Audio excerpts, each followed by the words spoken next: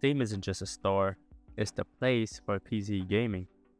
Over 120 million people uses it every month. Every summer and winter, you see those crazy sales where your library grows, but you probably never touch half the games. The Steam Deck? That thing basically brought PC gaming into your hands like a console. And somehow, even with competition like Epic Games throwing free titles every week, Steam still sits on the throne. But here's the thing, it wasn't always like this. In fact, at the start, people hated Steam. So, let's rewind. Before Steam was this massive platform, Valve was known for one thing: Half-Life, a game so loved that it basically defined PC gaming for a whole generation. It wasn't just the story or gameplay, it was how it pushed mods, community maps, Counter-Strike, all of that. But Valve had a problem. Updating games back then was a pain. You had to download patches from random websites, servers were filled with cheaters, and things were messy. Valve thought, what if we built a single hub where updates, patches, and anti-cheat could all live? In 2003, they launched Steam. And let me tell you, it was rough.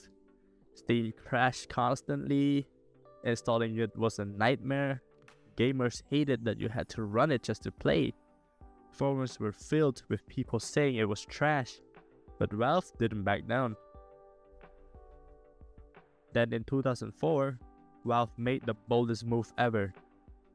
They released Half-Life 2, their most hyped game at the time was locked to Steam. If you wanted to play it, you had no choice but to install Steam. And just like that, millions of people were forced onto the platform. At first, people were pissed, but over time they realized this thing might actually be useful. Steam started selling games from other developers. Suddenly, it wasn't just a Valve launcher, it was turning into a full-blown store. Then came the community features, like friend lists, achievement, profiles, ratings, Steam Cloud, so you didn't lose your save. By 2009, Steam had basically taken over digital gaming sales. If you gamed on PC, you probably had a software called Steam. 2011 was also another big one for Steam. The Steam Workshop launched, mods became easier than ever to install. Games like Skyrim blew up not just because they were great, but because modding on Steam kept them alive for years. They also tried letting fans vote on indie games onto Steam with Greenlight. Cool idea, but it kinda backfired. Way too many low-effort games flooded the store. Valve eventually replaced it with Steam Direct, which was more controlled. Valve didn't just stay on software either. They tried hardware, the Steam machines, Steam controller. Honestly, not huge hits, but it shows that they were serious about pushing PC gaming everywhere. But then came Epic Games.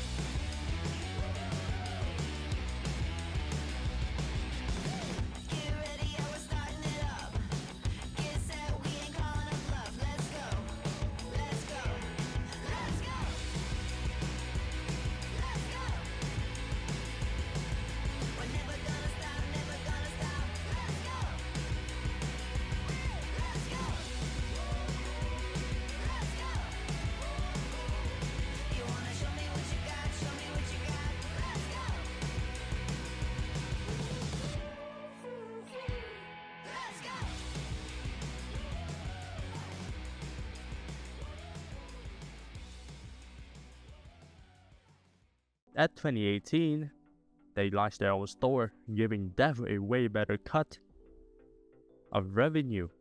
And Epic wasn't playing. They gave away games for free to pull players in. For a while, it looked like Steam might be in trouble. But Steam didn't crumble. Instead, they doubled down on what made them strong. Community, mods, constant sales, and just convenient. By the time COVID hits, in 2020, Steam numbers went through the roof. Millions of people stuck at home. What do? Game. They game like crazy, and Steam was the place to be. And then, 2021, the Steam Deck drops. This is Steam Deck, the most powerful gaming handheld in the world.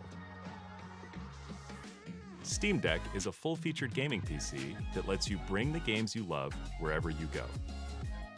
Full-size thumbsticks, analog triggers, and user-assignable buttons allow for portable gaming without compromise.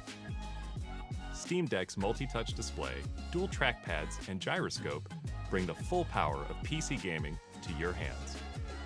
Your Steam games are already on your deck. Just sign in and play. A handheld that lets you run on your Steam library like it's a console. People doubted it at first, but it turned out into a hit. But 2022, Steam broke 30 million concurrent players. Today, they've got over 120 million active users, still leading PC gaming after 2 decades. So, when you look at Steam now, it feels obvious that it would become the hub of PC gaming. But it started as this clunky, chunky, hated piece of software that nobody wanted. Valve stuck with it, forced people to adopt it, and slowly built features that made gamers stay, that they enjoy. And now, Steam isn't just a launcher, it's the culture of PC gaming.